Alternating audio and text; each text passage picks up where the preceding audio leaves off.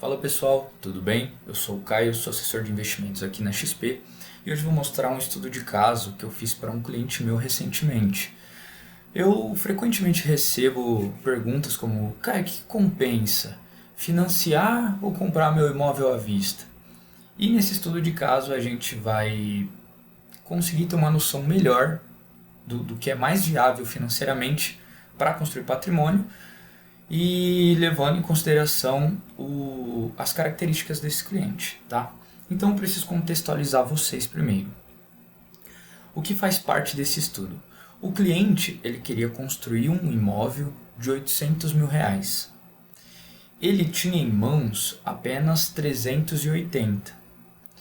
Então estudamos algumas opções. Ele também falou para mim: Caio, fora isso, se for necessário, eu tenho uma outra casa, ela está alugada, já estou pensando em vender ela há algum tempo e ela está avaliada em 1.300.000. Quem sabe eu venda ela e construo esse imóvel 2 com o que falta. E aí a gente investe o resto.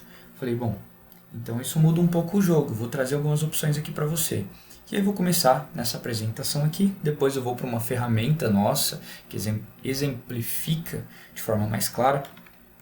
Mas então, o que consiste nesse estudo? Deixa eu passar aqui. Como eu falei, o cliente queria construir 800 mil, tinha só 380 na mão e a gente tinha algumas alternativas. Primeiro, fazer um consórcio imobiliário, ele dava esses 380 de lance e aguardava ser contemplado para construir essa casa. Segundo, fazer um financiamento do valor que falta. Então, se a casa é 800, ele tem 380, a gente financia aí 420. Terceiro, vender a casa que está alugada e quitar esses restantes que faltam, esses 420, e investir o resto, 900 e pouco. E a quarta opção, vender a casa que está alugada, fazer um financiamento e com o que render dessa casa alugada, a gente paga o financiamento.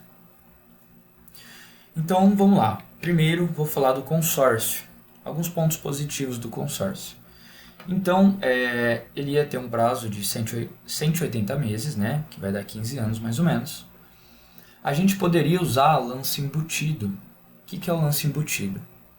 Normalmente, uma média de contemplação do consórcio, porque você precisa ser sorteado, né, para receber esses 800 mil. Todo mundo está concorrendo a esse sorteio, está esperando ser sorteado. E quanto mais dinheiro você dá de lance, mais chances você tem de ser sorteado mais rápido. Numa média, deixa eu abrir a calculadora, isso está sendo de mais ou menos 65%, 70% para ser contemplado em alguns meses. Então, se ele precisava de 800 mil, 65% disso seria quanto? Vezes 65%, 520 mil. Trouxe aqui para vocês. Mas o cliente não tem 520 mil, ele tem só 380. Então, qual foi a alternativa caso ele quisesse o consórcio? A alternativa é que ao invés dele pegar uma carta de 800 mil, ele pega uma de 1.100.000. Você fala assim, pô, mas por que 1.100.000? Ele não vai precisar desse 1.100.000. Porque aí ele vai usar parte desse valor para dar como lance. Ele fala assim, não, eu peguei 1.100.000, mas me dá só 800 mil, usa o resto para ser contemplado mais rápido. Então dá para fazer isso. E aí, se a gente consegue colocar mais ou menos 20% disso como lance embutido, vai dar 220 mil. Somando com o que ele já tem em saldo, então 220 mil. Opa, 220 mil mais 380 mil que ele tem em saldo, 600 mil. 600 mil dá mais que 65% para pegar os 800, né? Então estaríamos dentro. O problema de fazer isso, de dar um lance embutido, é que o custo do consórcio ele fica um pouco mais caro. Então eu pontuei isso aqui, coloquei que vai ficar um pouco mais caro, né? A taxa dele girava em algo de 27% que o cliente ia pagar em cima dessa dívida.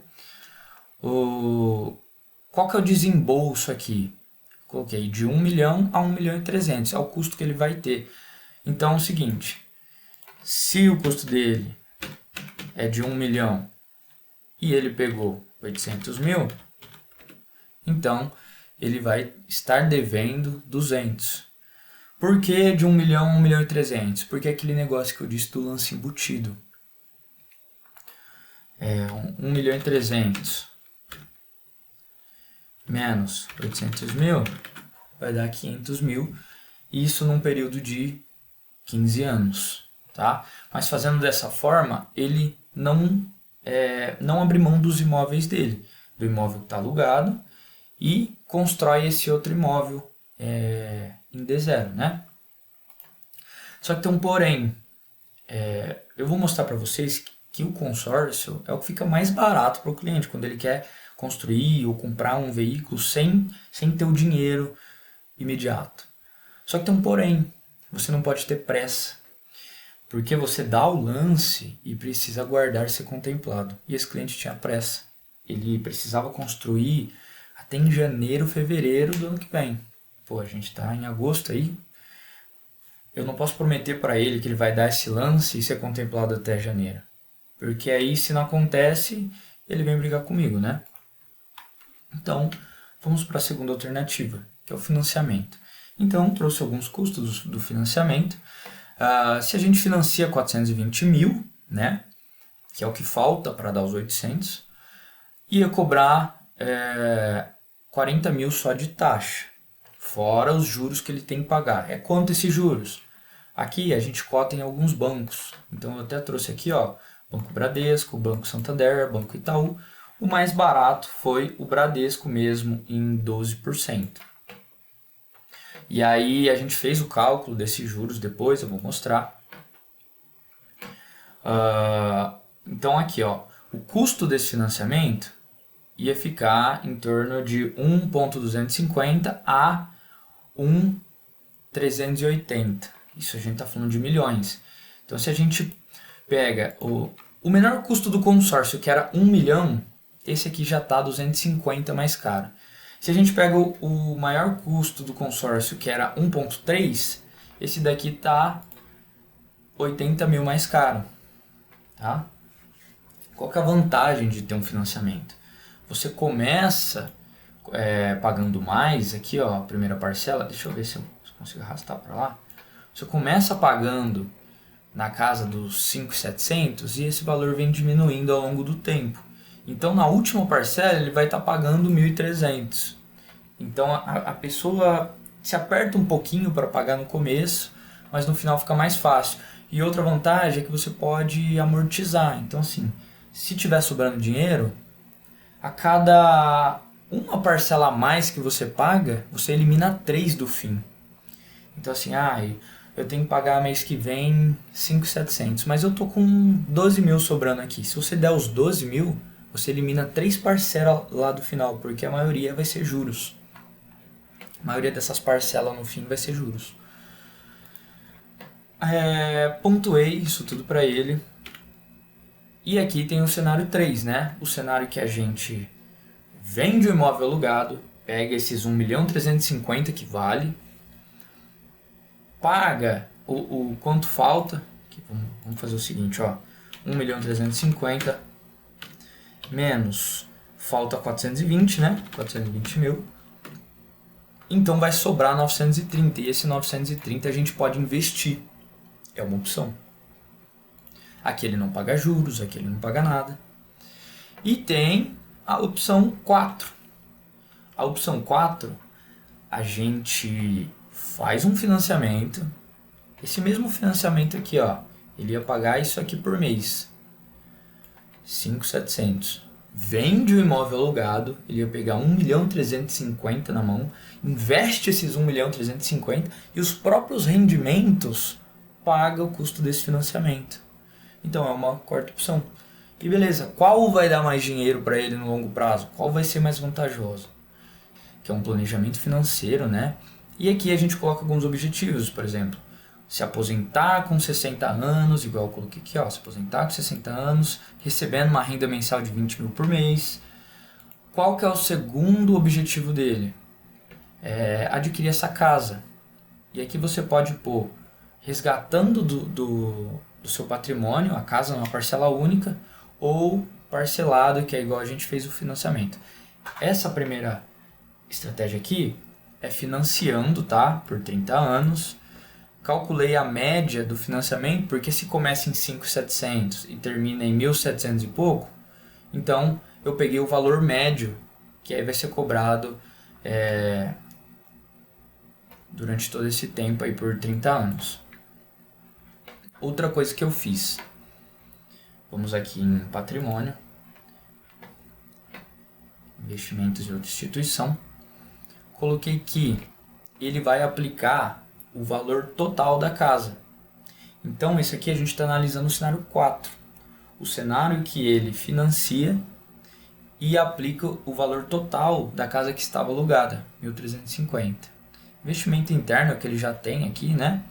Considerei uma receita X despesa, que ele consegue aportar aí 3 mil reais por mês. Então, se ele ganha 10 e gasta 7, ele consegue aportar 3 mil reais por mês. Vamos ver isso aqui, né? Quanto que vai dar. Aqui tem alguns cenários. Vou mostrar o cenário em que ele se aposenta aos 63 anos e se aposenta resgatando uns 20 mil por mês que ele tinha planejado. Aos 63 anos, ele vai estar com um patrimônio de 4.454.000, fazendo esse modelo de financiar mais investir. Então vamos marcar aqui até para a gente não se perder. Então, ó, financiar mais investir igual 4.454.000. Deixa eu ver se é isso mesmo. Isso mesmo. Isso aqui fica meio difícil de ver. Bom, então vamos agora para outra estratégia. Se ele investisse só 930 mil, mas não tem financiamento nenhum. Então, vamos tirar aqui esse financiamento. Sim, desejo excluir. Salvar. Em patrimônio, aqui ó, coloquei em outras instituições, a gente troca. Não é mais 1.350.000, é 900 e quanto? 30? 930 mil. Certo, vou salvar. Vamos lá ver. Espera aí que não salvou.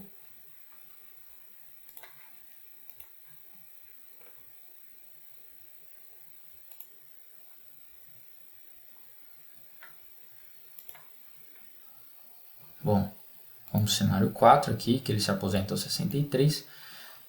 Nesse caso, ele vai ter mais patrimônio. Então, financiar e investir se mostrou menos interessante do que vender a casa, pagar à vista o quanto falta para construir e investir os 930.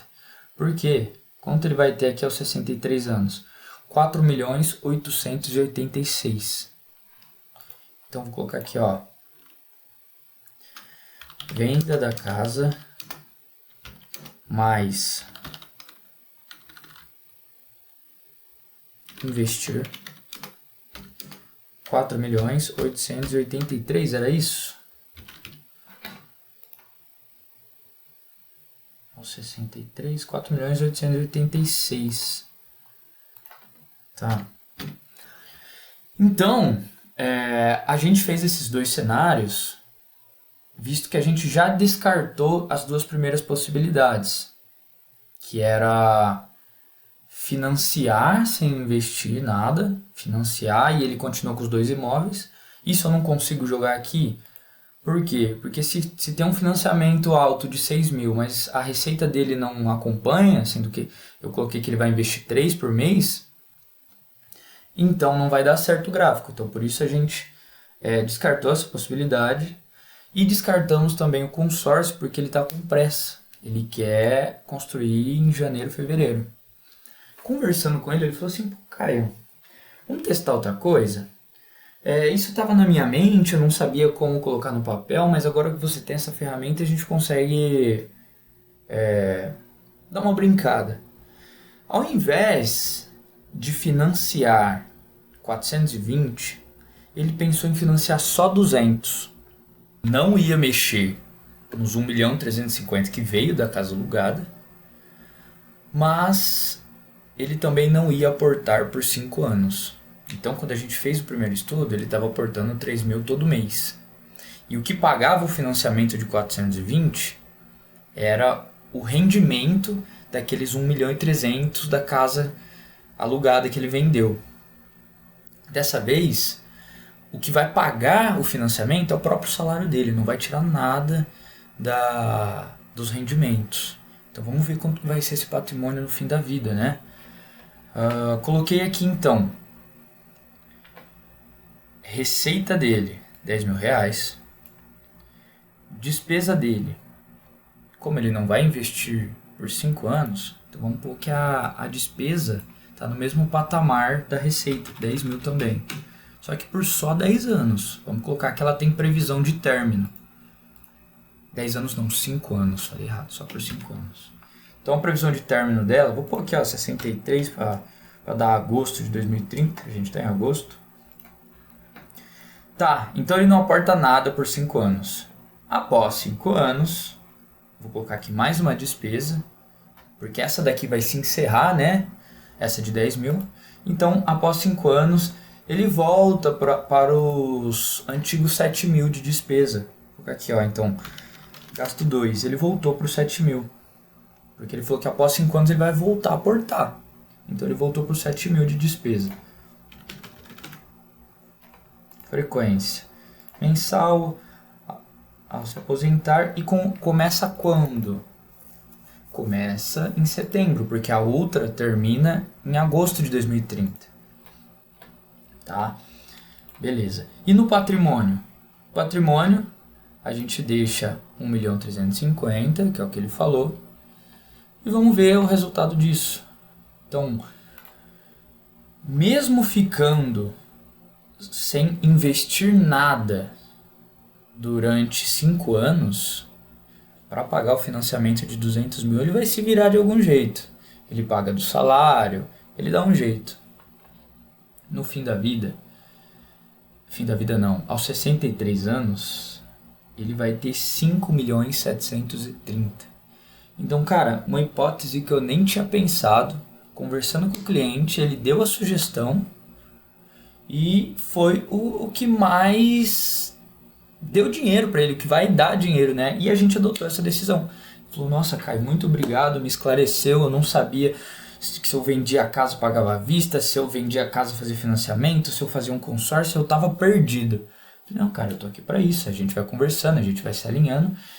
E queria trazer para vocês, né, esse estudo. Espero que tenha dado uma clarificada nas ideias. E se vocês quiserem um planejamento financeiro pessoal, entre em contato comigo, me chama, não tem custo nenhum.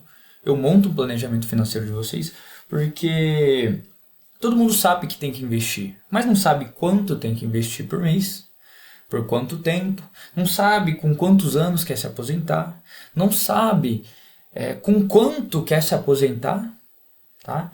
Então isso tudo a gente traça num planejamento financeiro.